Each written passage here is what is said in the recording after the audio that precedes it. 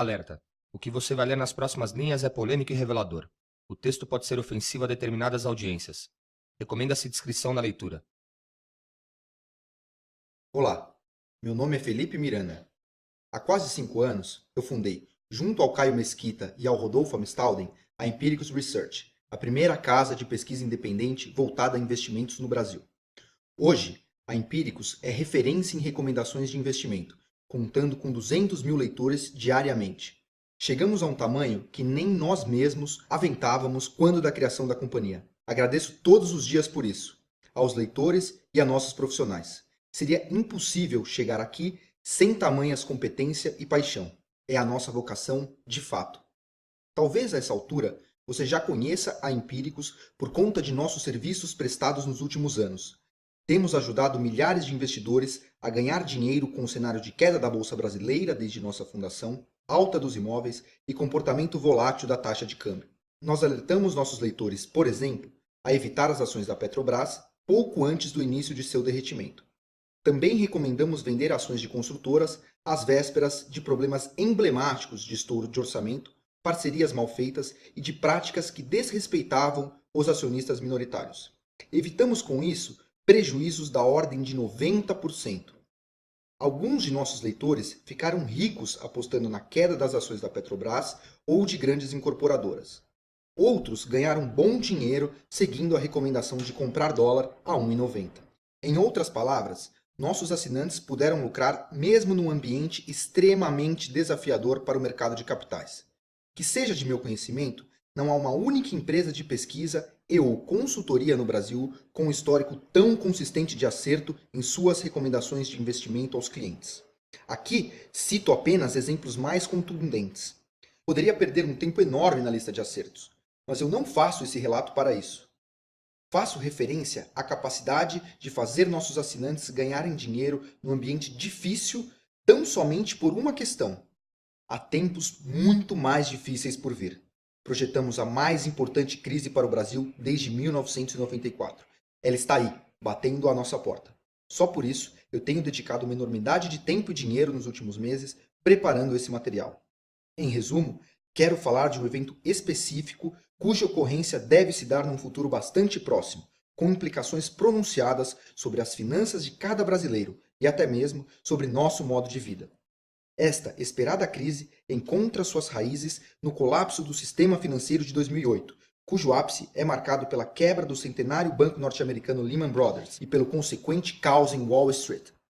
Para tentar neutralizar os impactos do tsunami externo por aqui, o Brasil abandonou os pilares tradicionais de política econômica e seguiu uma série de medidas heterodoxas, com implicações trágicas, conforme será visto um pouco à frente. Para nosso caso, os problemas a serem vistos nos próximos meses serão muito piores do que os vivenciados em 2008. Se houve quem classificasse a crise de 6 anos atrás como uma marolinha para o Brasil, desta vez não existirá espaço para qualquer metáfora parecida. Isso ficará claro em alguns minutos. Adiantando um pouco, tão logo haja catálise do que o projeto, teremos disparada da inflação, aumento destacado do desemprego, interrupção do crédito, maior endividamento da população e grande salto do dólar. Acredite, o argumento aqui, conforme ficará evidente, é estritamente técnico. Não faço uma projeção sequer sem o devido embasamento. Tampouco tenho a pretensão de assustar o leitor. Tenho uma vida dedicada a investimentos e às recomendações financeiras. Comecei a investir em ações ainda aos 14 anos, por influência de meu pai, e também meu herói, um grande investidor de bolsa. Solidifiquei a prática com a teoria. Cursei economia na USP e fiz um mestrado em finanças na FGV, de onde me tornei professor aos 26 anos. Criado em educação jesuíta, eu aceitei ao chamado da minha vocação e tenho me dedicado às finanças integralmente. Fiz toda a minha carreira profissional como analista de investimentos, para então fundar a Empiricus. Jamais colocaria uma vida construída sobre os pilares da ética, do amor ao trabalho e da dedicação por conta de uma simples tese catastrofista. Tudo o que faço aqui é levar meu esforço de pesquisa dos últimos meses a uma conclusão lógica. Eu fiz o mesmo quando alertei que as ações da incorporadora PDG, na época R$ 9,00, atingiriam R$ 1,50. Rigorosamente o mesmo com Gafisa, Brookfield, Hering e Marisa. De novo, apenas alguns exemplos. Quando dos primeiros anúncios, ninguém levou a sério. A princípio, fui taxado de louco. O tempo provou de que lado estava a sanidade. Já expus em oportunidades anteriores o grosso de meu racional, tanto a nossos leitores quanto em conferências de economia. Alguns ouvintes ficaram furiosos, mas veja, nenhum deles conseguiu refutar minha pesquisa, embora sejam incapazes, ao menos por enquanto, de aceitar a intensidade das conclusões previstas. Por conta disso, antes de prosseguir com a leitura, faço um alerta a você. As palavras a serem ditas aqui gerarão polêmica. Elas podem ofender bastante gente, esquerdistas, direitistas, petistas, tucanos e qualquer outra classificação semelhante. Com efeito, eu já recebi uma enxurrada de e-mails de ódio sobre minha tese. Reconheço que, a princípio, as ideias e soluções a serem apresentadas podem parecer radicais, talvez até mesmo antipatrióticas. Minha sensação é de que, ao ler o começo dessa carta, você dirá: não há espaço para isso acontecer. Não aqui, não agora. Tenha um pouco mais de paciência. Respondo com o pedido de que prossiga até o final da argumentação. E lembre-se, ninguém acreditou em mim inicialmente quando eu alertei para os problemas das construtoras, a fragilidade do modelo de negócios das varejistas de moda, a dívida da Petrobras. Ninguém supunha também que o dólar poderia ultrapassar 2,10, quando ele estava a 1,90. Em poucos meses, a taxa de câmbio voou a 2,45. Foi exatamente o que aconteceu. E é o que nos traz a data presente. Os exatos mesmos problemas antes identificados para as empresas acima ou para a nossa taxa de câmbio agora ameaçam a economia brasileira como um todo. Vou explicar exatamente como chegamos até aqui. Ficará claro como falamos de algo importante e crítico para você e para cada brasileiro. A próxima fase desta crise vai afetar cada ponto de nosso modo de vida. A poupança de milhões de pessoas será dizimada. A mudança vai afetar seus negócios e seu emprego. Veremos impacto dramático sobre as poupanças, os investimentos e as aposentadorias. Além de outras implicações menores, mas também importantes. Os destinos de viagem serão alterados, a escola dos filhos pode ser revista, local e forma onde sua família faz compra talvez mude. Mais especificamente, faço referência à volta de condições anteriores ao plano real. Os mais antigos sabem do tamanho do problema. Os mais jovens podem perguntar a seus pais. Falo de inflação alta, perda da metade do poder de compra do salário ao longo do mês, congelamento de preços, problemas de desabastecimento, falta de produtos nas prateleiras, impossibilidade de planejamento por consumidores e empresários. Vou explicar como cada um desses eventos vai ocorrer. Então, você poderá decidir por você mesmo se há ou não embasamento em minha argumentação. De minha parte, eu nunca estive tão convicto a respeito dessa crise quanto de qualquer outra situação em minha vida. Economia não admite experiências de laboratório. Erros cobram seu preço e as consequências são grandes. Obviamente, o mais importante aqui não é exatamente o que está acontecendo, mas sim o que você pode fazer a respeito. Dito de outra forma, você estará preparado quando essa crise se materializar? O que eu proponho neste material é mostrar a você exatamente aquilo que eu mesmo estou fazendo para proteger e até mesmo aumentar meu próprio patrimônio, da mesma maneira que você poderá fazer. Note que eu poderia, com quase 100% de certeza, afirmar que a maior parte dos brasileiros não estará preparada quando os preços de produtos básicos dispararem, seu acesso a crédito secar, bancos fecharem e seus cartões de crédito pararem de funcionar. A forma de viver de cada brasileiro está prestes a mudar. Isso eu lhes prometo. Nesta carta, vou mostrar exatamente o que está acontecendo. Você pode questionar cada um de meus apontamentos. Ao final, vai perceber que estou certo em todas as alegações, uma por uma. Então, você poderá julgar e decidir por você mesmo. Daí, pergunta-se: você vai agir agora para proteger a si mesmo e a sua família da catástrofe econômica que está sendo formada? Eu espero que sim. E é por isso que eu escrevo esta carta. Vou levá-lo exatamente pelo caminho que eu mesmo estou seguindo pessoalmente, para que você, caso queira, possa segui-lo também. Infelizmente, não posso garantir que você sairá desta crise sem nenhum ferimento, mas posso lhe assegurar que você estará muito à frente daqueles que não seguirem os passos propostos. Peço desculpas, estou apressando um pouco as coisas. Deixe-me dar um passo atrás e mostrar, nos termos mais simples possíveis, o que está acontecendo, o porquê de tamanha preocupação e qual é meu prognóstico para os próximos 12 meses. O maior problema desde o início do Plano Real. Eu acredito que nós, como brasileiros, estamos prestes a observar um verdadeiro colapso no nosso sistema econômico, com desdobramentos relevantes sobre o cotidiano de cada cidadão. Basicamente, há cerca de 5 anos, o governo brasileiro mudou dramaticamente sua política econômica. Passamos a desafiar décadas de um conhecimento acumulado e consolidado em macroeconomia. Abandonamos o pilar ortodoxo para nos render à maior intervenção do Estado na economia, a um sistema pautado no assistencialismo e ao estímulo excessivo ao consumo. Qual o resultado? Falência das contas públicas e impossibilidade das famílias continuarem aumentando o consumo nesta velocidade. Mais uma vez, aponto esses elementos a partir de meus conhecimentos em contabilidade e em finanças. Com o mesmo viés crítico que analiso empresas, observo as contas públicas e o balanço das companhias. Veja, por exemplo, a questão mais simples associada à análise de uma companhia com ações listadas em bolsa, a saber, sua capacidade de gerar caixa, ou seja, quanto varia seu caixa, ponderado pelas mudanças na dívida, evidentemente, ano após ano. Se uma empresa queima caixa de forma sustentada, sua própria existência em longo prazo está em risco. Dificilmente você compraria a ação de uma empresa que, resultado após resultado, queima caixa. O Brasil, se entendido de forma análoga, tem queimado caixa de maneira sistemática. O total de suas despesas supera suas receitas. Pior ainda, a diferença em desfavor das receitas tem aumentado. O déficit nominal brasileiro, que mede justamente essa relação, mira os 4% ao ano, e as contas públicas, em maio, tiveram seu pior resultado da história, mesmo com uma contabilidade nacional bastante criativa e uma porção de receitas extraordinárias. A sustentabilidade das contas do Estado brasileiro está em risco, como fruto de uma política deliberada de aumento dos gastos públicos. Os empresários não confiam mais no Brasil e veem seu espaço ocupado pelo setor público. Há, inclusive, um termo técnico para isso: crowding out. Sem confiança, os empresários simplesmente não investem. É aquilo que se convencionou chamar de espírito animal dos empresários. A relação investimento sobre PIB, que nunca foi uma maravilha, vem caindo de maneira consistente.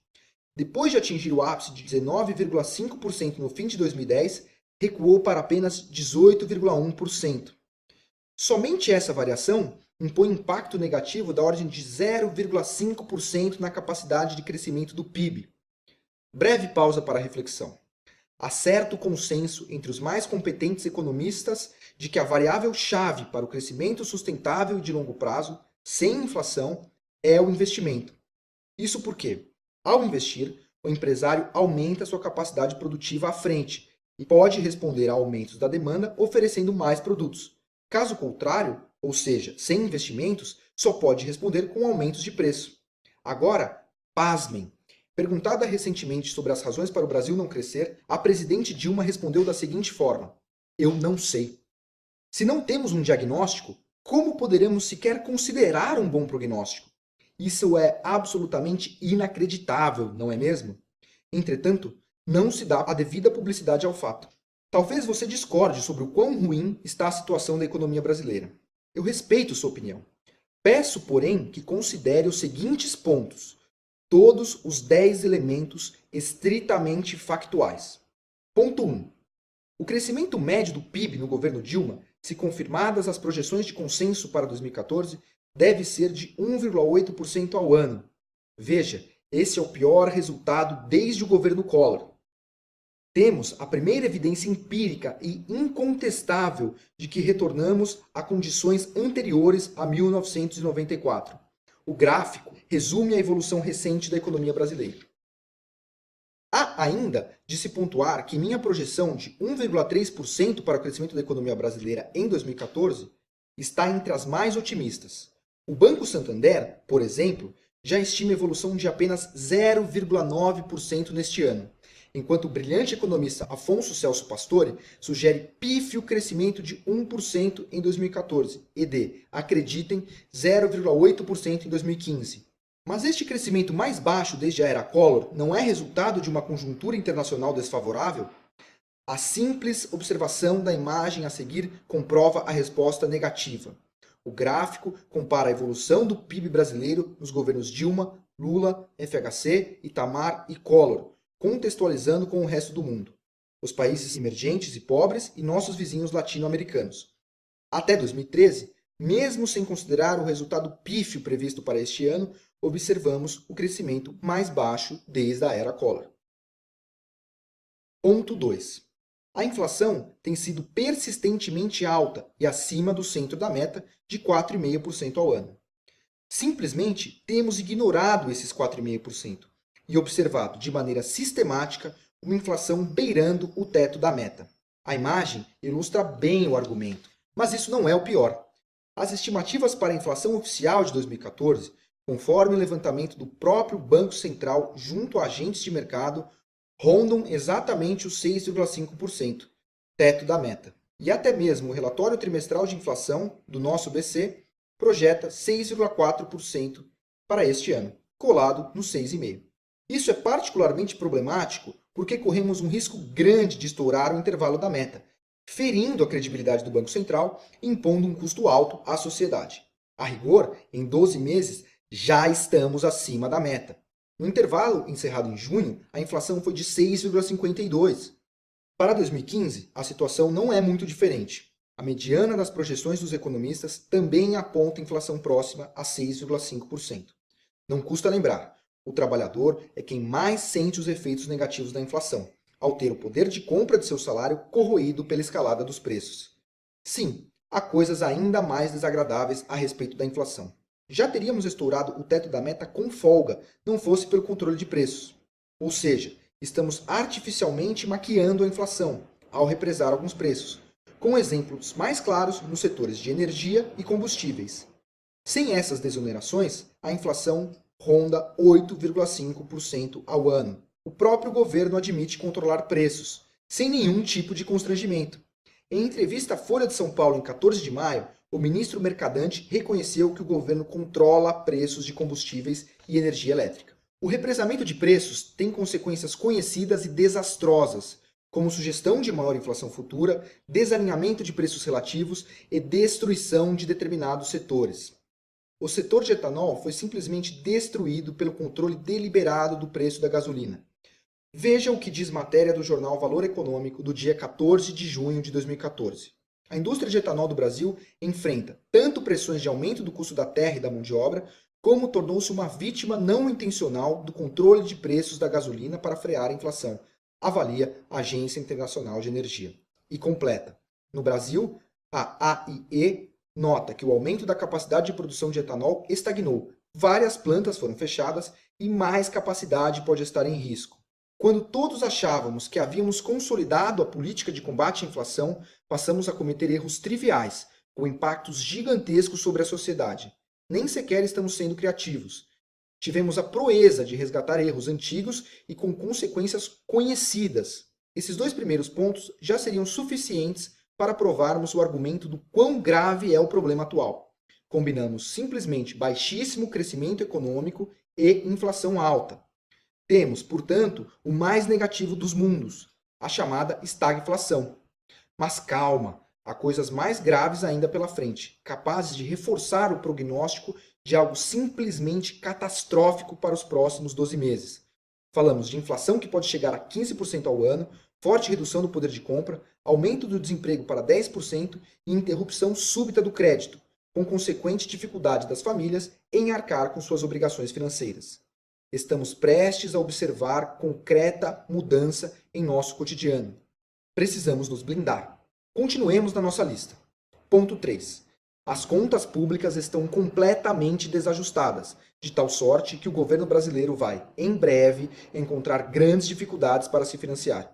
Ou seja, as taxas de juros devem subir com vigor, impactando fortemente o orçamento das famílias e a capacidade de crédito. Não há como brigar contra os fatos. Vemos uma clara deterioração das contas públicas brasileiras. Nossa economia para pagar dívida e juros, o chamado superávit primário, foi, na média, de 3,1% do PIB no intervalo de 2001 a 2008, sem considerar aqui receita de dividendos e concessões. Considerando agora o intervalo de 2009 a 2013, esse percentual caiu para 1,5% do PIB. Para 2014, devemos terminar com menos de 1% do PIB, algo que é, obviamente, insuficiente para estabilizar dívida bruta ou líquida. Isso sem nenhum incremento significativo do investimento público. O que tem aumentado é o consumo do governo. Esta métrica bateu 22% do PIB, o nível mais alto da série histórica iniciada em 1995. Mais uma proeza notável ao Brasil. Somos um dos poucos países do mundo em que essa variável supera o investimento. Ponto 4. O resultado de nossas relações com o resto do mundo, que já era péssimo, fica cada vez pior. O chamado déficit em transações correntes, medida do saldo de nossas contas com o exterior, sem considerar as movimentações de capital, vem crescendo sistematicamente e atinge níveis preocupantes. Em maio, o déficit brasileiro em conta corrente montou a 6,6 bilhões de dólares, o mais alto para o mês de maio em toda a série histórica. O desempenho é inclusive pior do que o projetado pelo próprio BC, em 6 bilhões de dólares. Soma-se ao já delicado resultado apresentado até abril, conforme demonstrado pelo gráfico. Qual o problema disso? Para que não haja saída líquida de dólares do Brasil e perda de reservas internacionais, precisamos da entrada de moeda estrangeira por meio da conta de capital. Por sua vez, a conta de capital possui, grosso modo, duas subdivisões: investimento estrangeiro direto, IED, e investimentos de portfólio. O ponto nevrálgico aqui é que o IED está inferior ao déficit em conta corrente. Portanto, para fechar nosso balanço com o resto do mundo, estamos dependendo do investimento em portfólio, que é muito volátil e sensível à menor das mudanças das condições da economia mundial. Por enquanto, com o Brasil oferecendo um juro estratosférico e os bancos centrais mundiais mantendo o juro zero, parece não haver grande problema. Mas a situação está próxima de mudar. O Banco Central norte-americano deve começar a subir sua taxa de juros em 2015, voltando a atrair recursos para os títulos dos Estados Unidos, hoje presentes nos mercados emergentes. Nesse momento, vai faltar dólar no Brasil. Teremos uma disparada da taxa de câmbio, com impactos diretos sobre a inflação, sobre os importadores e sobre as empresas com dívida em dólar. Peço a devida atenção a este ponto. Em resposta à crise, o Banco Central dos Estados Unidos injetou uma quantidade cavalar de dólares no mercado. Conforme mostra o gráfico, os ativos totais do Fed saíram de 869 bilhões de dólares em agosto de 2007 para 4,3 trilhões em junho de 2014. Ou seja, para voltar à normalidade histórica, o Banco Central norte-americano precisa retirar cerca de 3,5 trilhões de dólares do sistema. As condições de liquidez vão mudar dramaticamente a partir de 2015. Ponto número 5. O mercado de trabalho se enfraquece em ritmo assustador. A criação líquida de postos de trabalho em maio foi de 58.836, segundo dados do CAGED. Trata-se do pior mês de maio desde 1992. Estamos com um novo argumento de situação sem precedentes desde o Plano Real. Isso não é coincidência. Ora, por que o desemprego então ainda não aumentou? Simplesmente por uma questão de forma de se medir. Só é considerado desempregado quem está procurando emprego, mas não o encontra. O desemprego não aumenta simplesmente porque as pessoas têm desistido de procurar emprego. Tomo a liberdade de emprestar argumento do excepcional economista Alexandre Schwartzman para o fechamento do primeiro trimestre. A população em idade ativa cresce entre 1% e 1,5% ao ano, 1,3% no trimestre em questão, enquanto a geração líquida de empregos foi próxima a zero. Trocando em miúdos, só há redução da taxa de desemprego porque parcela da população simplesmente desistiu do mercado de trabalho e não se pode atribuir ao pleno emprego a competência da gestão pública. Ponto número 6. Estamos à beira do apagão. Os analistas do Banco Brasil Plural escreveram um relatório recentemente apontando uma pequena chance de 100% de racionamento de energia ainda em 2014. De acordo com eles, o nível dos reservatórios chegará a 10% em novembro, a se manter o ritmo atual.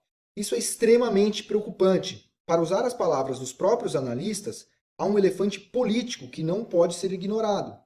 Sejamos justos aqui. Há um único culpado para um nível tão baixo dos atuais reservatórios: São Pedro. Realmente, choveu muito pouco e ninguém detém controle sobre isso. Ponto final. Agora, a falta de planejamento, a concentração da matriz energética e o impedimento ao aumento da capacidade de oferta de energia é culpa total e irrestrita do governo. Em setembro de 2012, foi anunciada a famosa MP 579, que alterou as regras para concessões de energia, com o objetivo de reduzir as tarifas de eletricidade. De novo, o tal controle de preços. A medida destruiu a rentabilidade de empresas de energia, adicionou incerteza jurídica ao marco regulatório do setor e, portanto, afastou iniciativas em prol de novos investimentos. Além disso, desrespeitou contratos existentes. O exemplo de CEMIG é emblemático. A companhia tinha concessões vencendo em 2015, com renovação automática prevista para mais 20 anos, conforme definido em contrato inicial. Quando se fala em renovação automática de qualquer contrato, supõe-se, obviamente, preservação das mesmas condições iniciais. Então, veio a MP 579 propondo condições completamente diferentes para a renovação das concessões, ferindo com clareza o pressuposto de automática. O resultado foi a devolução pela CEMIG das usinas de São Simão, Jaguara e Miranda por não aceitar a aplicação das novas regras. Ou há uma nova definição para o conceito de renovação automática, ou houve quebra de contrato. Ponto número 7. A Petrobras foi simplesmente destruída. O gráfico a seguir apresenta a evolução das ações da Petrobras nos últimos 5 anos. Ele fala por si só. De uma máxima de 40, as ações chegaram à mínima de 12,57. O patrimônio nacional sendo simplesmente reduzido a 1/3 de seu valor. Quem tinha R$40 mil em ações da Petrobras chegou à mínima de R$12.570. Além de ser historicamente motivo de orgulho, Petrobras tem em sua base de acionistas milhares de brasileiros, de forma direta ou através da aplicação de seu FGTS. Estamos mexendo com a poupança do cidadão comum. Chegamos a essa situação simplesmente porque a empresa tem o preço de seus produtos controlado pelo governo. Quando impede-se o reajuste de preço da gasolina, Petrobras se vê obrigada a comprar produtos por um preço superior a seu preço de venda. O resultado? Queimas sucessivas de caixa no momento em que a companhia tem um ambicioso plano de investimentos para tocar, e explosão de sua dívida líquida. Mais uma conquista para o Brasil. Petrobras hoje apresenta a maior dívida corporativa de todo o mundo. A evolução resume a questão, conforme mostra a imagem. Ponto 8. Com inveja da Petrobras, a Eletrobras, outra estatal relevante, também foi destruída. Eletrobras nunca foi exemplo de eficiência. A empresa é historicamente reduto do PMDB, possui rentabilidade sobre o patrimônio baixa e entra em projetos ruins para atender anseios políticos. Sempre foi assim, e a empresa, de uma forma ou de outra, se virava. Mas a situação degringolou a partir da MP 579, a mesma que falei há pouco. O gráfico a seguir traz a trajetória das ações de Eletrobras nos últimos 5 anos. Não é muito diferente de Petrobras.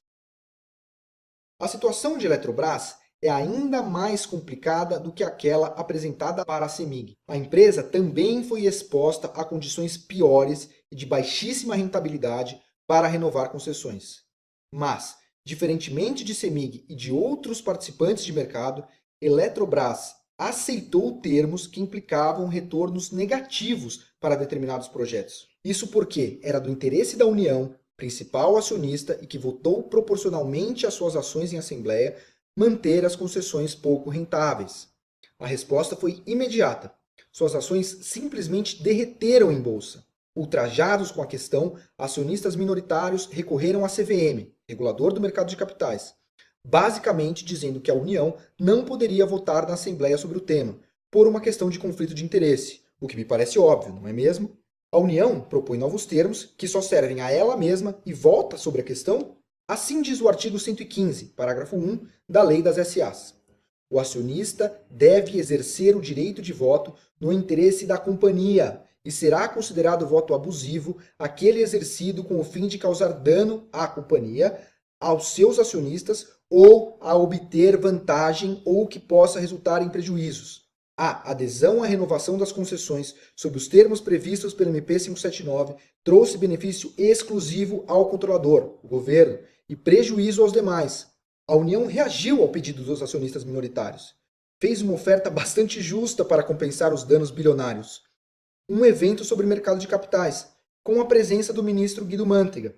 E o pior, a CVM flerta com o aceite da proposta. Pode parecer engraçado, mas somente para quem não é acionista de Eletrobras.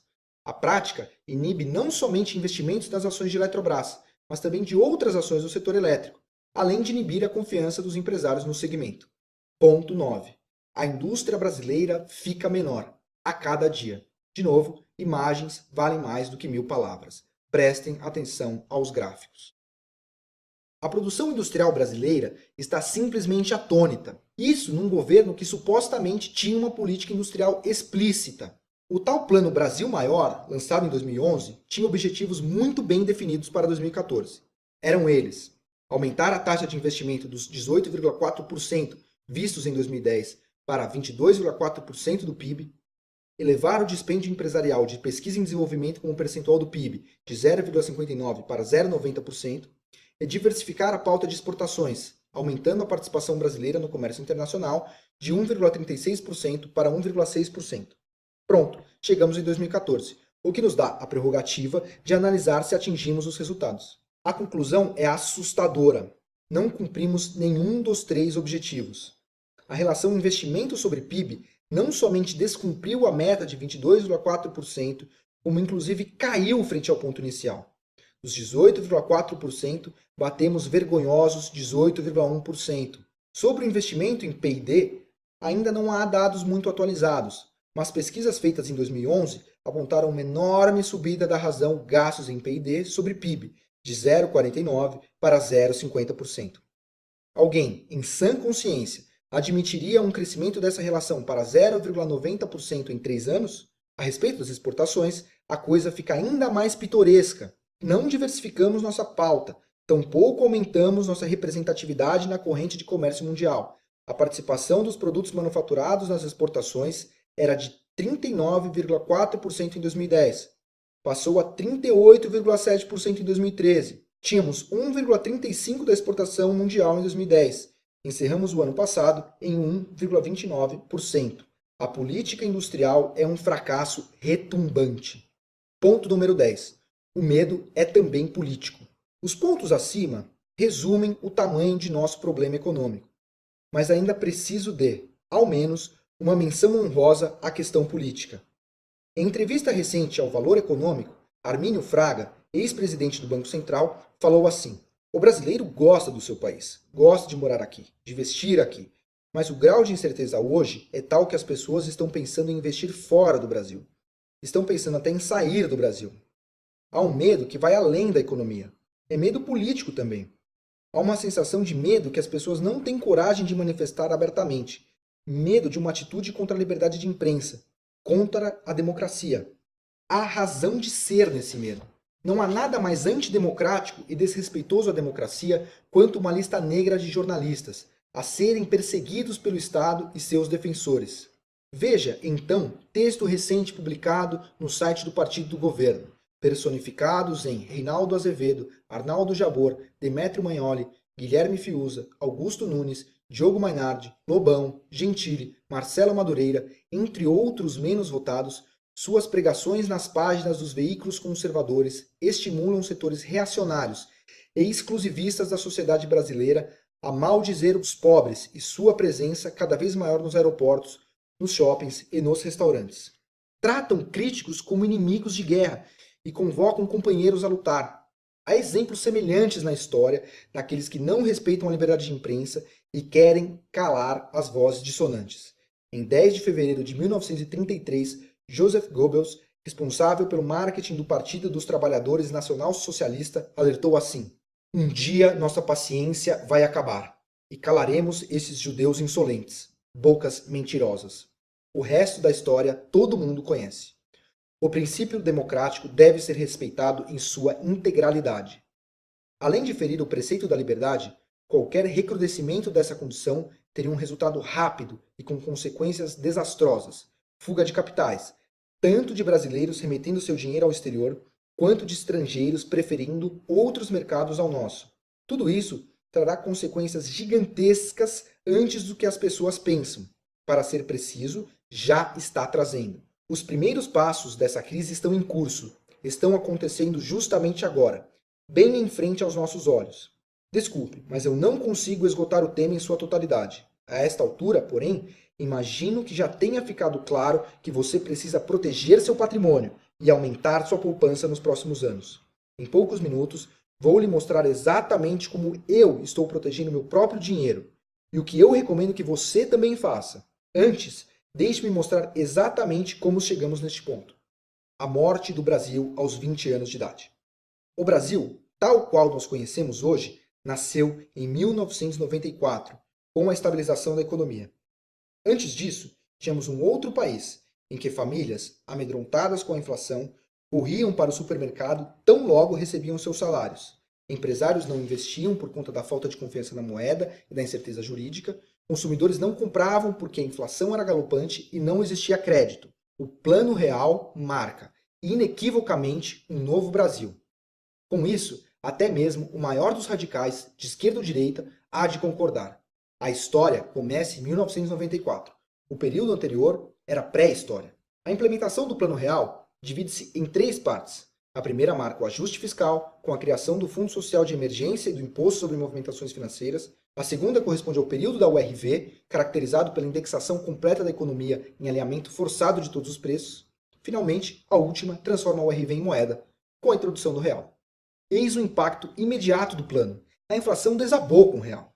Em paralelo, houve vigoroso crescimento econômico, sob empurrão da demanda reprimida, confiança nos negócios e recomposição dos salários reais. O crescimento da economia em 1994 foi de 5,9%. A indústria andou muito bem, e também a agropecuária, cuja evolução foi de 5,5%, rendendo-a o apelido de âncora verde do real.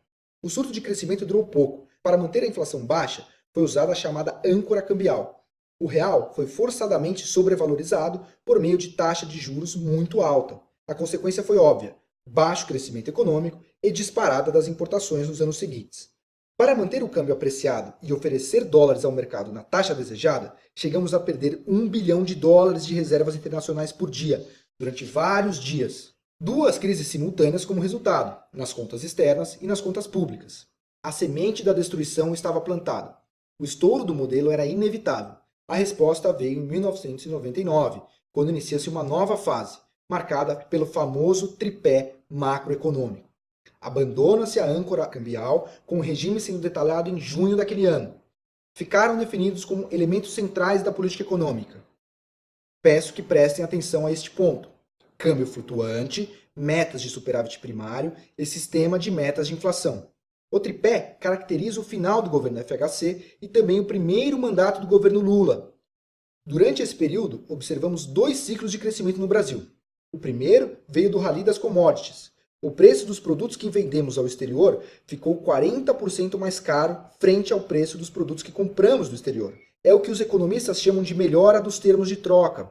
Com 40% de ganho chegando de navio do exterior, podemos distribuí-lo entre os cidadãos brasileiros. E o segundo ciclo representou a explosão do consumo sob empurrão do crédito. Qual o problema? Ambos acabaram. As commodities andam de lado ou até mesmo caem desde a crise de 2008. E as famílias brasileiras, sem crescimento econômico, já muito endividadas e enfrentando juros muito altos, não conseguem mais crescer seu consumo. Precisamos de um terceiro ciclo, mas não há nenhum sinal de que ele vai acontecer. Ao contrário, o modelo está esgotado e as coisas tendem a piorar fortemente. Precisamos agir antes disso. Ficará claro para você daqui a pouco. Em resposta à crise de 2008, o governo brasileiro abandonou o clássico tripé macroeconômico e adotou a nova matriz econômica. Entre as medidas mais emblemáticas da nova política econômica, destaco aumento dos gastos públicos, maior intervenção do Estado na economia, leniência no combate à inflação, incremento da participação do BNDES, com estímulo à criação e ao fortalecimento de gigantes nacionais, controle de preços, atuações pesadas e frequentes no mercado de câmbio, novo marco regulatório do setor petróleo e publicação da MP 579, aquela do setor elétrico, criatividade na contabilidade nacional e concessões mal feitas, fixando-se simultaneamente taxa de retorno e qualidade, é óbvio, numa bivalência inatingível. Deixe que o próprio governo apresente essa tal nova matriz econômica. Em entrevista ao Valor, em dezembro de 2012, Márcio Roland, secretário de Política Econômica, apresentou os pontos do novo tripé da seguinte forma: 1. Taxa de juro baixa. 2. Taxa de câmbio competitiva. E 3. Consolidação fiscal amigável ao investimento. Sobre a taxa de juro, Roland destacou a queda de 5,25 pontos percentuais em 12 meses, num processo que permitiria aos agentes econômicos rever seu modelo de negócio e criar um ambiente favorável ao crescimento. Parecia fazer sentido. O governo Dilma havia começado com taxa Selic de 10,75% ao ano, Levar o juro básico no primeiro momento a 12% para combater a inflação e logo implementar afrouxamento monetário vigoroso, levando o juro ao piso histórico de 7,25% ao ano. Não há mentiras nisso, mas há uma nuance de interpretação. Atingimos a mínima histórica para os juros simplesmente por uma janela de oportunidade criada pelo contexto internacional, com juros reais negativos em todo o mundo, como resposta dos bancos centrais desenvolvidos à quebra da Lehman Brothers em setembro de 2008. Não houve qualquer novo equilíbrio de taxa de juro. Foi uma situação atípica. A Selic atual já é superior àquela do início do governo Dilma e deve subir muito mais para combater a inflação em 2015. Agora, preciso falar em tom severo da tal taxa de câmbio competitiva. A política cambial brasileira tem sido desastrosa. Simplesmente ignoramos o pressuposto do câmbio flutuante. Primeiro, a tentativa do governo era depreciar o real, para poder aumentar a competitividade das nossas exportações e estimular a indústria, DALI, IOF e coisas parecidas. Agora, o Banco Central usa o câmbio como instrumento de combate à inflação, deixando claro nas atas de suas reuniões que precisa do dólar a 2,20 para manter a Selic no nível atual. A turma de Alexandre Tombini vem sistematicamente vendendo dólares, de forma direta ou por meio de swaps cambiais, para impedir a inflação. Com isso, reduz reservas internacionais no momento de farta liquidez internacional. Estamos queimando munição quando mais precisaríamos guardá-la. Com isso, tornamo-nos cada vez mais frágeis às vésperas do início do ciclo de alta das taxas de juro pelo mundo. Quando efetivamente precisaremos vender dólares, estaremos com nível de reservas no limite. De novo, vai faltar dólar. Para encerrar o ponto e combater em caráter definitivo a hipótese de taxa de câmbio competitiva, não há qualquer ganho de competitividade das exportações vindo da melhora dos fundamentos da economia brasileira. A desvalorização do real nos últimos tempos é resultado exclusivo do elevado déficit externo e da falta de poupança pública. A imagem resume o quão competitivas têm se tornado nossas exportações na comparação com outros emergentes. Ficou para o final a questão fiscal. Não foi à toa. Aqui temos a cereja do bolo.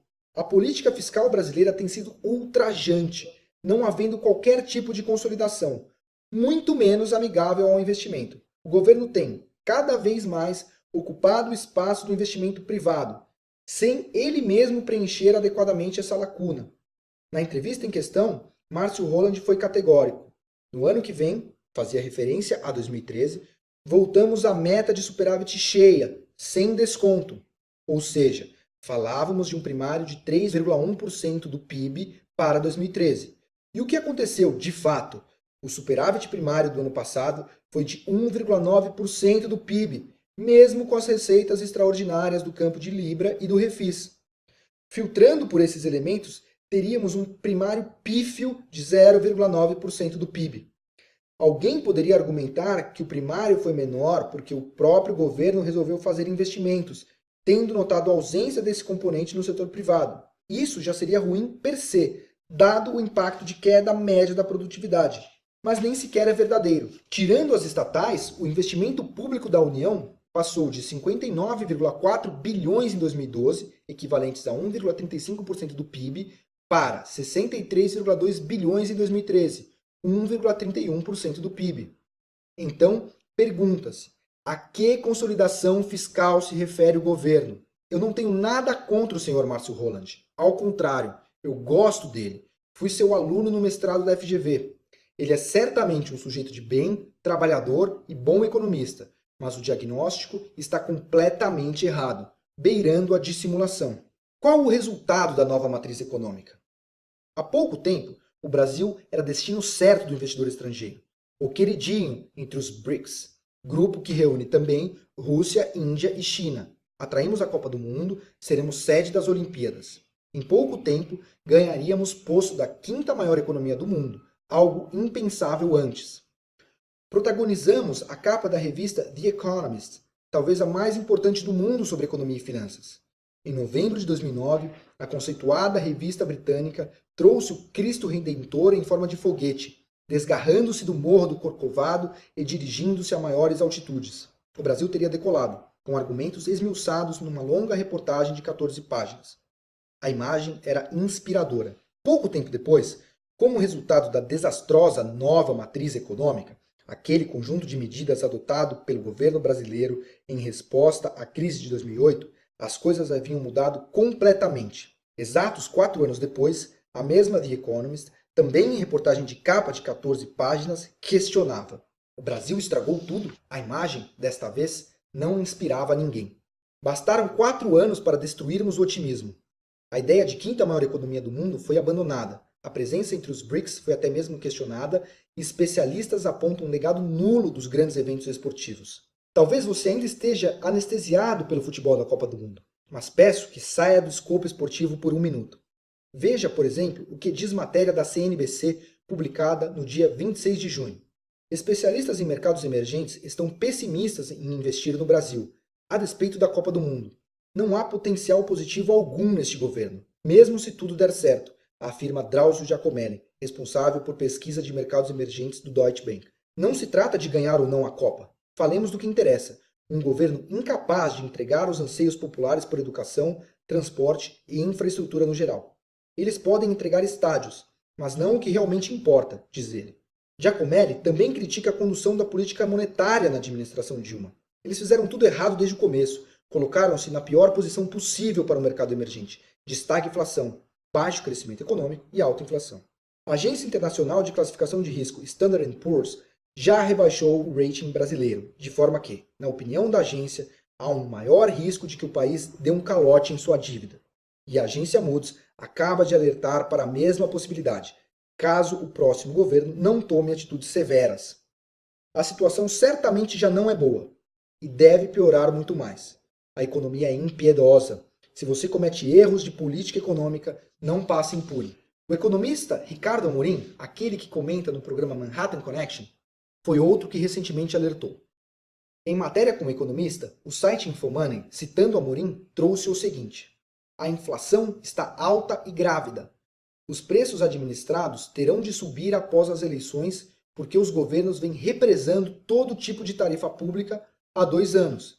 A conta deverá ser parcelada, porque, se subir tudo de uma vez, a inflação das tarifas pode chegar a 14% em 2015. A pergunta é: o que acontece a partir de agora? A metáfora com a gravidez é clássica. Não existe inflação um pouco alta. Inflação necessariamente cresce e deve crescer muito. Márcio Garcia, professor de economia da PUC do Rio, trouxe tese semelhante em resposta ao jornal Valor Econômico de 27 de junho. A inflação não vai ficar parada nos 6,5%. Há uma inflação represada de 1,5 ponto percentual. Os preços monitorados vão ter que subir. O câmbio não pode ficar muito tempo nesse nível de 2,20, porque o déficit em conta corrente continua crescendo e é elevado. Tudo isso vai colocar pressão na inflação. Se você não tiver um BC que leve a inflação de volta à meta, passamos por um outro regime, um regime turco, argentino ou até venezuelano. A situação é mesmo grave. Depois de represar preços por 2 anos, o governo precisará soltar as amarras em 2015. Somente esse movimento, supondo uma liberação única, deve colocar a inflação brasileira em 10% ao ano. Mas temos riscos ainda maiores. O Banco Central norte-americano deve começar a subir sua taxa básica de juros justamente em 2015. Isso vai causar um grande retorno de recursos para os Estados Unidos, com maior demanda por dólar. Ou seja, a taxa de câmbio pode caminhar rapidamente para cima. O dólar não salta gradualmente quando se trata de valorizações. Eu tenho um mestrado em câmbio, e se tem uma coisa que aprendi é que a moeda norte-americana, quando se move para cima, o faz através de grandes saltos. O dólar deve bater, com margem para algo ainda mais alto, 2,50. Essa é uma projeção conservadora e está bastante alinhada àquela prevista para 2015 pela mediana das estimativas dos economistas brasileiros, conforme o relatório Focus, levantamento feito pelo próprio Banco Central. Temos 2 problemas importantes derivados dessa subida de taxa de juros nos Estados Unidos. O primeiro é a grande dificuldade para fechar nossas contas com o exterior. Lembre-se que estamos dependendo da conta de capitais para fechar o balanço. E observaremos justamente fuga de capitais. Pela 3ª vez faço alerta. Vai faltar dólar. E o segundo, relacionado ao reforço importante ao problema da inflação, através do famoso repasse cambial. A disparada do dólar significa aumento do preço dos produtos transacionados no mercado internacional, os chamados tradables. Aos poucos, também os não tradables, por uma questão de preços relativos, também vão reagindo. Em certo tempo, temos uma escalada generalizada dos índices de preços apenas por conta do efeito câmbio. Peço a gentileza de prestar atenção nas seguintes variações. Entre maio e junho do ano passado, o Ibovespa, nosso principal índice de ações, caiu nada menos do que 15,12%. Em paralelo, o dólar disparou 10,69% em apenas 2 meses. Por que tamanha mudança? Simplesmente porque o Banco Central dos Estados Unidos, em maio de 2013, sinalizou que poderia, em breve, começar a reduzir seus estímulos à economia e subir suas taxas de juros. Uma simples sinalização verbal foi suficiente para causar destruição de valor para as ações brasileiras e essa valorização do dólar. Imagine quando houver, de fato, aumento das taxas de juros nos Estados Unidos. Um investidor norte-americano que tivesse comprado em ações brasileiras em maio do ano passado teria perdido 25% em apenas 2 meses. Você acha mesmo que este sujeito vai ficar comprado em nossas ações quando o juro começar a subir lá fora? Eu acho que não. E toda essa disparada do dólar vai também impactar sobre a inflação. Combinando o repasse integral das tarifas públicas represadas e a desvalorização esperada do câmbio, entendo que a inflação brasileira pode chegar a 12% ao ano, para uma meta de 4,5%. Não há saída para uma inflação bem acima da meta. O Banco Central terá de subir a taxa Selic. E como a diferença entre a inflação projetada e a meta é grande, o movimento dos juros terá de ser expressivo. Não haveria surpresa em vermos taxa Selic de 15% ao ano. A implicação imediata de um juro básico desse tamanho é óbvia: recessão. Imagino que você entenda esse conceito. Se o Brasil cresce 1% ao ano com juro básico de 11% ao ano, quanto vai crescer com a Selic a 15%? Falamos de estagnação da economia, queda dos salários, aumento dramático do desemprego, esgotamento do crédito, queda vertiginosa do preço dos imóveis, muito sensíveis às taxas de juros, e aumento do endividamento das famílias. Tudo isso no ambiente de inflação alta. Já temos o menor crescimento econômico desde o governo Collor, a menor criação de postos de trabalho para o mês de maio desde 1992, o pior resultado das contas públicas para o mês de maio de toda a série histórica e o maior déficit em conta corrente para o mês de maio em toda a série histórica do Banco Central. E teremos a maior taxa Selic desde 2006 e descumprimento da meta de inflação, com a maior variação de preços desde 2002. Rasgamos o que foi construído em 1994 e aperfeiçoado em 1999, sob o pretexto de implementação de uma nova matriz econômica, heterodoxa. Temos um único resultado prático. Voltamos a 1993. Se, metaforicamente, nasce um novo país em 1994, com estabilização da economia, podemos dizer que a nova matriz econômica e suas consequências representam o falecimento desse Brasil. Morremos aos 20 anos de idade, de forma prematura. Isso é coisa da Venezuela, mas no Brasil é possível? Eu conheço amigos, colegas e familiares ainda reticentes em aceitar essa ideia. Talvez você esteja com postura semelhante também. É o que os psicólogos chamam de normalcy bias, uma espécie de estado mental em que os seres humanos entram quando deparam-se com um desastre ou uma grande crise. As pessoas simplesmente subestimam tanto a probabilidade de uma catástrofe quanto os seus efeitos. Alguns chegam a reconhecer o problema, mas afirmam: uma crise dessas proporções é impossível. Pode ser coisa de Venezuela, Argentina, mas no Brasil, não. Pois bem, veja o que aconteceu com a Grã-Bretanha nos anos 70. Embora muitas pessoas não saibam, a libra esterlina foi a reserva de valor clássica por cerca de 200 anos. A moeda era a grande referência internacional até o fim da Segunda Guerra. A partir de então, quando a Europa se recompunha com o Plano Marshall, os britânicos passaram a perseguir uma agenda social nacionalista, com o governo tomando conta da maior parte das indústrias, sob a alegação de maior distribuição de renda. Em pouco tempo, o país basicamente quebrou.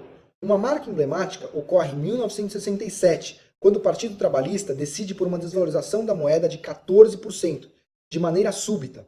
Isso, supostamente, teria impacto positivo no endividamento das famílias. O desdobramento, porém, foi justamente o empobrecimento da população, procedido por rápido aumento da inflação, culminando no famoso inverno do descontentamento na década de 70.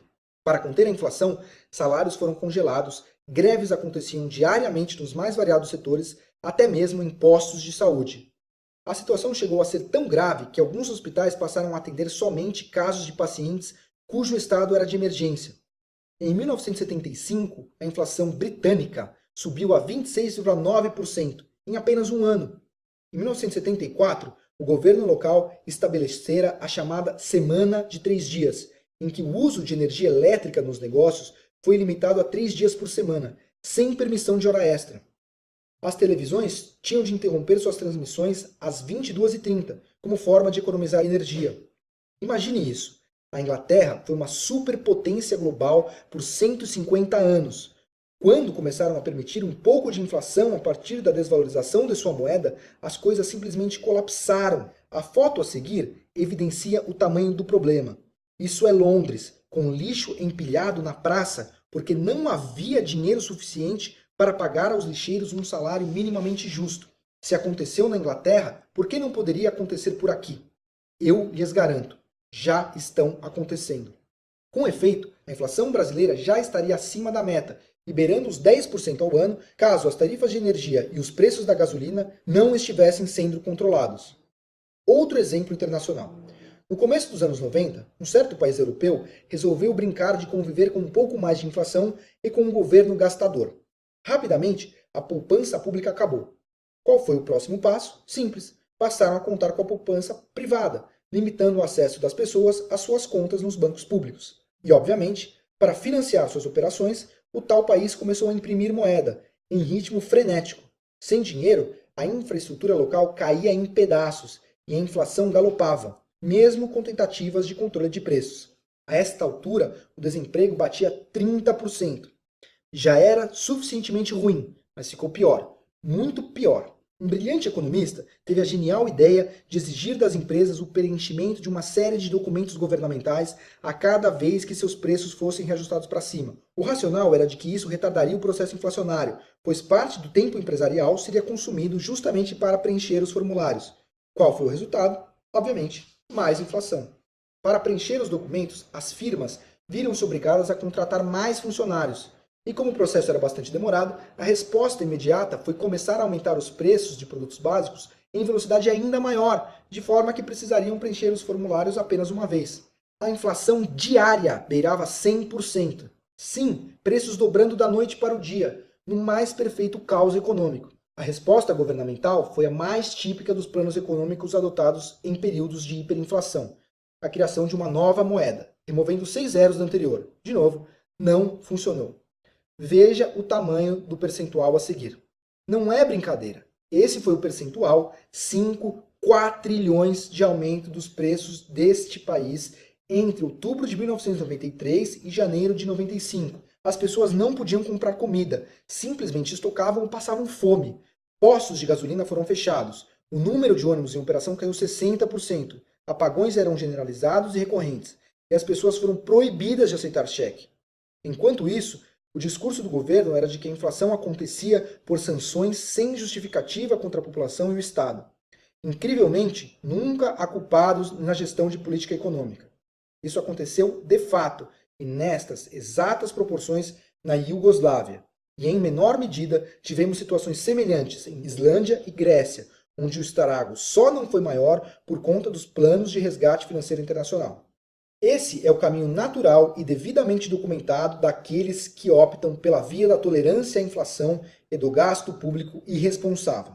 Não precisamos ir muito longe para ter novos exemplos. Ao nosso lado, temos as referências trágicas de Venezuela e Argentina, que sucumbem ao caos econômico, financeiro e social por conta de medidas inadequadas de política econômica. Mais do que isso, não precisamos sequer cruzar as fronteiras. Basta recorrer ao nosso próprio passado. Anteriormente ao Plano Real, a desconfiança com nossa moeda era tal que o poder de compra do trabalhador caía pela metade durante um único mês e o empresário não pensava em investir, sem visibilidade para o futuro, com um novo plano econômico por ano. Entre 1990 e 1994, o crescimento médio do PIB foi de 1,3% ao ano, enquanto a inflação anual média foi de 1.210%. Isso depois de já termos vindo da famosa década perdida. Do período de 1986 a 1991, tivemos 5 choques: Plano Cruzado, Bresser, Verão, Collor I e Collor II. Não há como existir consumo nem investimento em ambiente de tamanha desconfiança sobre a moeda e incerteza sobre o futuro. Foram várias tentativas de congelamento e tabelamento de preços, com resultados trágicos. A qualidade dos produtos era péssima e vendiam-se, inclusive, latas vazias nas prateleiras dos supermercados. Era o melhor que se podia oferecer àquele preço tabelado. Problemas de abastecimento e falta de produtos eram recorrentes, o que obviamente resultava, ao final, na ruptura com os congelamentos de preço. Dá-lhe volta da inflação, que ultrapassava 80% ao mês. A imagem é representativa do problema. Simplesmente faltavam produtos nas prateleiras. Talvez o ponto máximo da diversidade seja a restrição do acesso à poupança por meio do Plano Collor. Lançado no mesmo dia da posse do presidente Collor, o novo plano reintroduziu o cruzeiro como padrão monetário e estabeleceu, mais uma vez, congelamento do preço de bens e serviços. Novos tributos foram criados, afetando ainda mais o poder de compra e a confiança dos empresários. Mas foi no âmbito financeiro que se deu a maior mudança: o sequestro da liquidez. Sem dúvida, foi a medida mais traumática. Todas as aplicações financeiras superiores a 50 mil cruzeiros novos foram bloqueadas por um período de 18 meses. O cidadão simplesmente não poderia acessar seu próprio dinheiro. O plano colocou a economia em recessão e não foi capaz de conter a inflação de forma sustentada. Tenho uma experiência pessoal marcante e extremamente negativa nesse sentido. Às vésperas do Plano Collor, meu pai havia comprado um apartamento. Comprometia-se a pagar as parcelas restantes nos meses seguintes. O acesso ao dinheiro foi bloqueado e simplesmente perdemos o apartamento. Nossa família precisou de anos para se recuperar do golpe. Não há nada mais assustador do que ter seu dinheiro bloqueado. Governos desesperados tomam medidas desesperadas. Os maiores experts já estão agindo. Luiz Stuhlberger, gestor do Fundo Verde, é o maior, possivelmente o melhor investidor brasileiro. Ele tem um histórico impressionante e secular de bons resultados. Stuhlberger está pessimista com os mercados brasileiros a curto prazo e tem comprado dólares. O gestor escreveu o seguinte em carta recente a seus cotistas: continuamos acreditando na tese de depreciação do real. Dá para ficar otimista com o Brasil no médio prazo pelas suas potencialidades, mas aparentemente teremos de passar por uma turbulenta arrumação de casa no caminho. Apertem os cintos. Jim Rogers, um dos maiores investidores do mundo, especialista em mercados de commodities, como brasileiro, e fundador do Quantum Fund, junto a George Soros, concedeu entrevista há poucos meses à Exame. Perguntado se o Brasil ainda é um bom lugar para investir, respondeu categoricamente assim: não, o governo brasileiro está cometendo erros. Deveria ser um lugar maravilhoso para investir, mas seu país segue cometendo erros, colocando tarifas especiais contra alguns de seus melhores parceiros, controle cambial e por aí vai. O Brasil segue fazendo coisas que restringem a economia. Por isso, não estou investindo e não quero investir no Brasil, enquanto tiverem um governo anticapitalismo ou anti-eficiência. Enquanto tiverem um governo que não entenda a economia, eu não quero investir aí. Eu prefiro investir na Rússia. A Rússia não está tomando medidas para desencorajar a eficiência e os investimentos, e o Brasil está. A Rússia tem uma moeda flutuante, o Brasil faz controle cambial. Mark Mobius, da Franklin Templeton, é um dos grandes conhecedores de mercados emergentes. Em março deste ano, matéria do Wall Street Journal trouxe o seguinte comentário do gestor: o Brasil corre o risco de entrar em recessão, caso não seja capaz de corrigir pressões que incluem gastos públicos elevados, endividamento dos consumidores e racionamento de energia. A Templeton está menos entusiasmada com as ações de grandes empresas brasileiras. A lista de grandes investidores históricos ficando pessimistas com o Brasil é grande. Os maiores experts estão agindo antecipadamente. Eles sabem que há sérios problemas com a economia nacional. A boa notícia é que você pode fazer o mesmo. Não importa o que aconteça, eu tenho uma série de maneiras para você proteger seu patrimônio. E seguindo cada um dos passos, você pode duplicar ou até mesmo triplicar sua poupança nos próximos anos. O que você deve fazer? Bem, tenho dedicado minha pesquisa somente a isso nos últimos meses. Encontrei um número surpreendente de coisas simples que você pode fazer para blindar seu dinheiro e até mesmo encher um pouco mais o bolso quando essa crise estourar. Aqui está minha recomendação. O que você pode fazer para proteger a si e a sua família e ainda realmente ganhar muito dinheiro? Bom, há uma série de passos financeiros simples e rentáveis que eu acredito que você possa e deva adotar. imediatamente. E aqui há algo importante a se manter em mente. Falo estritamente de suas finanças. Seu bem-estar, sua segurança pessoal e de sua família, infelizmente, depende das circunstâncias. Apenas recomendo preparo para interrupções súbitas de energia e água, além do aumento de roubos, furtos, arrastões e sequestros. Vejo uma probabilidade significativa de que essas coisas aconteçam nos próximos 2 anos. Lembre-se, o governo não poderá ajudar no momento da crise.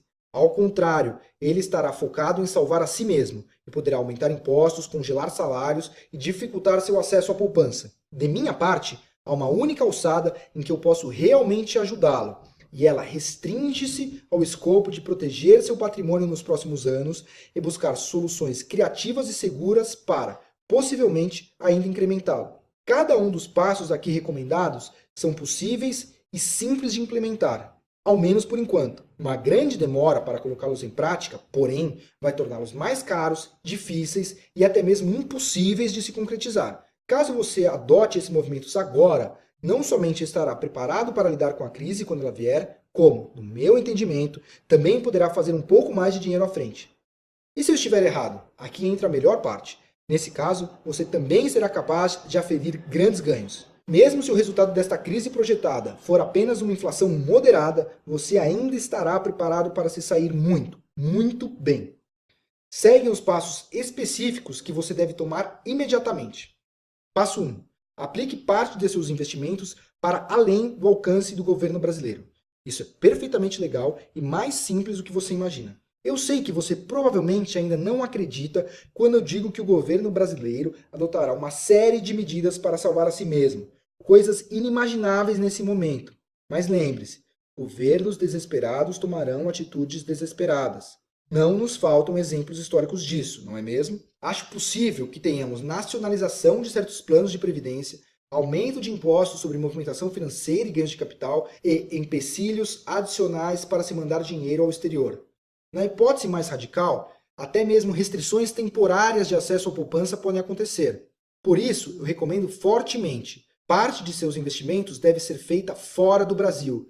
Isso é mais seguro e diminui o acesso do governo à sua poupança. Por favor, não me leve a mal, mas quanto menos o governo souber de seus investimentos, melhor. Trata-se de uma questão de proteção e de respeito às liberdades individuais. Em reforço, lembre-se da máxima de não colocar todos os ovos na mesma cesta. É fundamental diversificar entre algumas moedas. Há formas simples e rentáveis de você investir para além dos domínios do governo brasileiro, de forma plenamente legal. Eu mesmo estou pessoalmente investindo nesse momento uma parcela significativa de meu portfólio em um desses ativos. E minha ideia é mantê-lo em minha carteira por muito tempo. Independentemente do que vier a acontecer, sei que terei uma bela porção de dinheiro longe das garras do Planalto brasileiro. Para não me tornar prolixo, não vou lhe contar exatamente o que estou fazendo nesta carta, mas vou explicar em detalhes num relatório, de título: Como ganhar dinheiro com este modelo de crescimento econômico? Nessa peça, faço uma contextualização do modelo e mostro como precisamos de um novo ciclo de crescimento. Identifico as melhores oportunidades de investimento nesse quadro e recomendo formas explícitas de diversificar entre moedas, além de enaltecer estratégias rentáveis de aplicar em dólar. Não se preocupe caso você não tenha familiaridade com investimentos internacionais. Tenho esmiuçado um guia sobre como investir no exterior, a que os assinantes da Empíricos têm acesso imediato. Será um prazer dar-lhe acesso a esse conteúdo, que eu considero fundamental. Além disso, eu gostaria de enviar-lhe informações muito relevantes sobre: Passo 2. Como se proteger da inflação? Estou falando aqui de comprar o quanto você puder de proteção contra a inflação. Resgato aqui o fato estilizado. Inflação é como uma gravidez. Inevitavelmente cresce. Você precisa estar protegido da esperada escalada da inflação. Caso contrário, seu salário e seus investimentos vão ser corroídos pela disparada dos preços, reduzindo fortemente o poder de compra da sua família. Ganhos acima da inflação. É isso que interessa ao trabalhador e ao investidor. E é com esse tipo de recomendação de investimento que estou comprometido. Você pode ter retornos reais, acima da inflação, através de investimentos em renda fixa, câmbio e ações. Há boas aplicações nesse escopo. E há ótimas aplicações nesse escopo. Dediquei tudo o que eu sei sobre isso para montar um relatório com as ótimas aplicações para se proteger e ganhar da inflação. No documento chamado O Problema da Inflação, denuncio a raiz da inflação brasileira, proponho soluções para a questão e aponto os melhores investimentos para ganhar do dragão. Eu também gostaria de dar-lhe acesso a esse valioso conteúdo. Vou mostrar exatamente como num instante. Antes, deixe-me falar sobre o terceiro passo a ser seguido agora. Passo 3. Cuidado com ações de estatais e com o seu FGTS. Ações de empresas estatais são tradicionalmente complicadas. Isso porque, em várias situações, a empresa é usada como instrumento para se fazer política social. A prática contraria o interesse dos acionistas, interessados em ver a maximização de valor para a firma e não para o setor público. Como essas coisas, por vezes, entram em conflito, comprar estatais já é normalmente um pouco mais desafiador. Mas o que vem acontecendo com o caso brasileiro é gritante. O atual governo simplesmente destruiu a Petrobras, impedindo reajustes de preços para conter a inflação e forçando pesados investimentos para explorar o pré-sal. Petrobras hoje tem a maior dívida corporativa do mundo. Embora sua presidente negue, deve ter de pedir mais dinheiro ao mercado em breve. Isso é particularmente importante. Primeiro, pois se trata de um grande patrimônio nacional, que já figurou entre as maiores empresas do mundo e perdeu essa condição. Depois, porque milhares de brasileiros possuem ações da companhia e, ainda pior, uma infinidade de pessoas têm seu FGTS, que seria uma poupança segura e de longo prazo em papéis de Petrobras. A poupança de milhares de brasileiros foi castigada por uma prática nefasta e anti-mercado. Sabendo da importância do tema, encomendei a nosso analista de Petrobras uma pesquisa profunda. Ele preparou um longo e detalhado relatório com o histórico dos acontecimentos sobre a companhia, concluindo com o que fazer com as ações da empresa.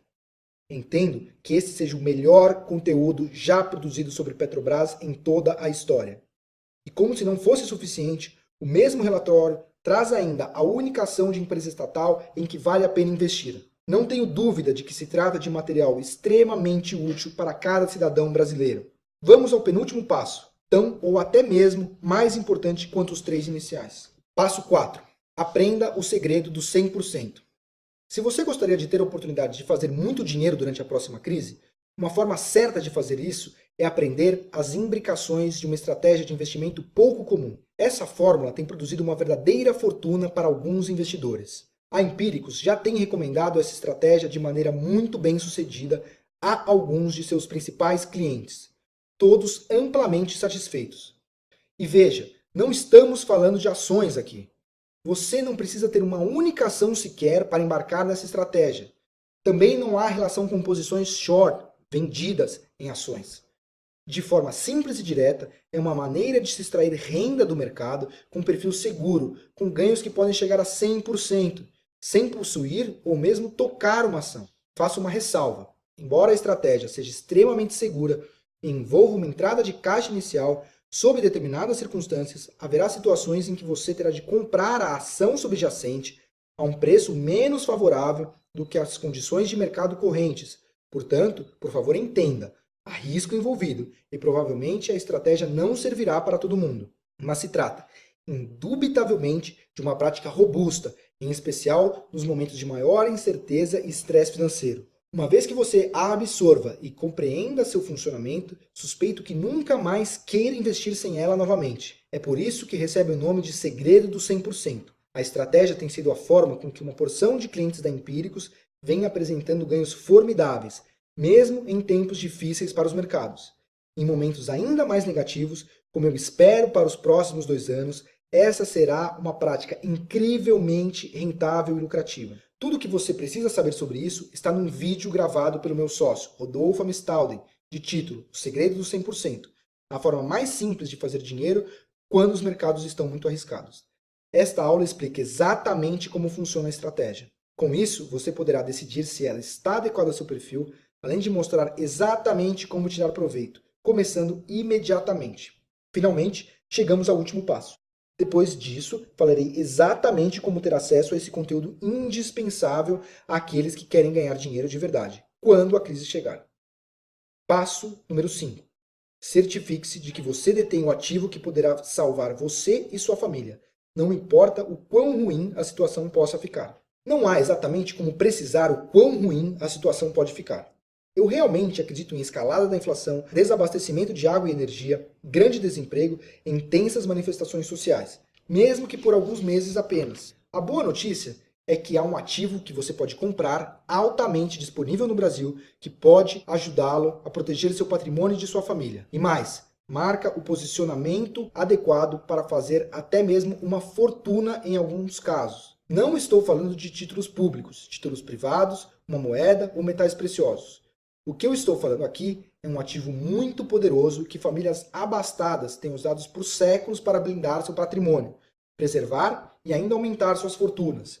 Veja o que aconteceu, por exemplo, com o índice global que mede o desempenho dessa classe de ativos entre 91 e 2009, batendo a principal referência de ações nos Estados Unidos em 430% no período. E o melhor, sem volatilidade, conforme mostra o gráfico. Como já mencionei, você pode facilmente entrar para essa classe hoje. Há uma gama de oportunidades na área e de forma bastante barata. Eu escrevi um relatório completo sobre isso, de nome O Ativo Mais Valioso do Mundo em Tempos de Crise. Há várias formas de se fazer esse investimento e eu vou mostrar exatamente como. Isso poderá salvar você e sua família caso as coisas fiquem realmente ruins. Não gostaria de falar mais sobre isso aqui nesta carta. A verdade é que quanto menos pessoas souberem sobre este investimento, melhor. Então, como você pode começar agora e de forma prática a adotar cada um desses passos? Veja, minha empresa, a Empiricus Research, faz pesquisa econômica e financeira. Nós temos uma equipe de 15 pessoas e nosso principal objetivo é encontrar investimentos seguros e rentáveis. Ideias que você provavelmente não vai ouvir de mais ninguém.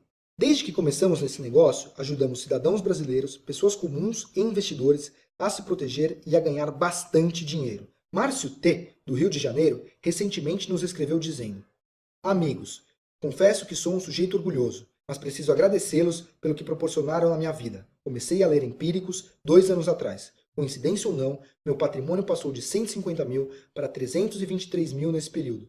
De São Paulo, Daniela S. enviou e-mail assim: Peço que continuem assim.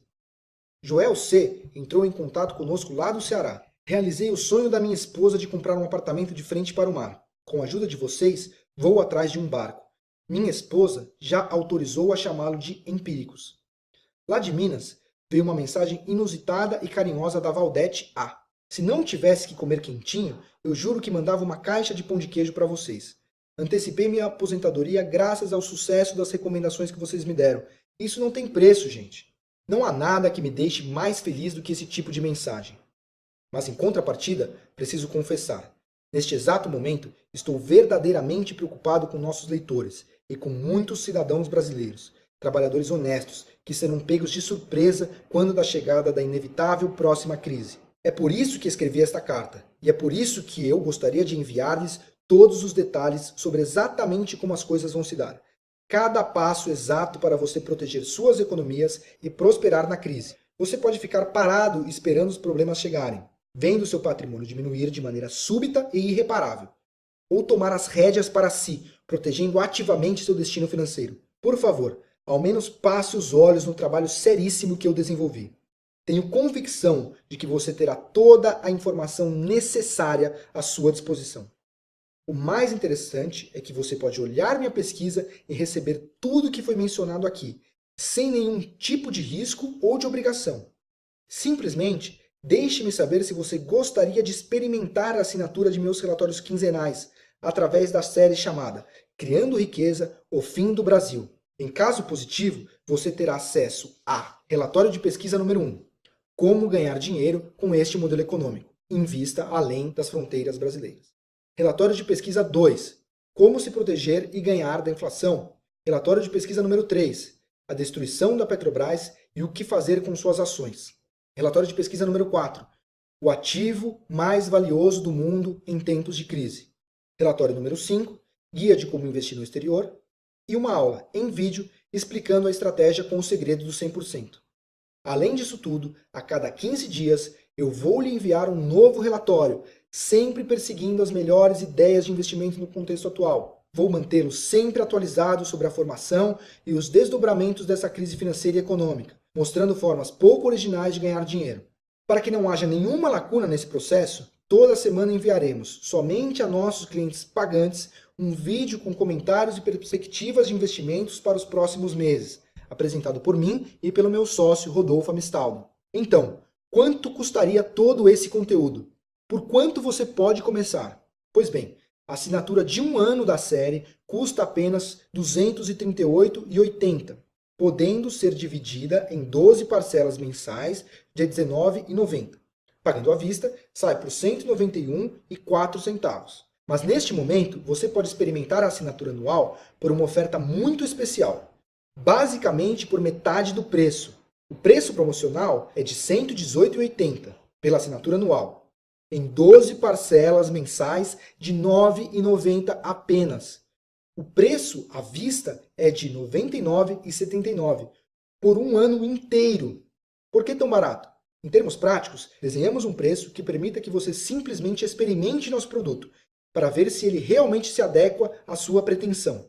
Além disso, quero que o conteúdo seja acessível a milhares de pessoas, de modo a potencializar seu poder econômico. Estou convicto de que, em conjunto, os leitores que acompanharem a série e aplicarem suas ideias protegerão milhares de reais em patrimônio e ganharão outros milhões, muito mais do que eu faria sozinho. É por isso que, através dessa carta, nós estamos oferecendo a assinatura tão barata. Fique à vontade para ponderar essa oferta e você verá que não há risco algum. Isso porque, durante os primeiros 30 dias, caso você leia meu material e por alguma razão entenda que ele não atende seu perfil, você será reembolsado em 90% de seu custo. Cobramos 10% de taxa apenas para cobrir nossos custos operacionais. Em outras palavras, ao concordar com os termos aqui apresentados, você estará apenas aceitando experimentar meu trabalho para ver se gosta. Eu espero que você considere minha oferta seriamente. Do fundo do coração, tenho convicção de que esta será uma das melhores decisões financeiras que você tomará em toda a sua vida. Para começar, simplesmente clique no link a seguir que vai levá-lo a uma página para confirmar sua assinatura. Sua ordem será processada imediatamente e você terá acesso a todo esse meu trabalho na mesma hora. Um forte abraço, Felipe Miranda.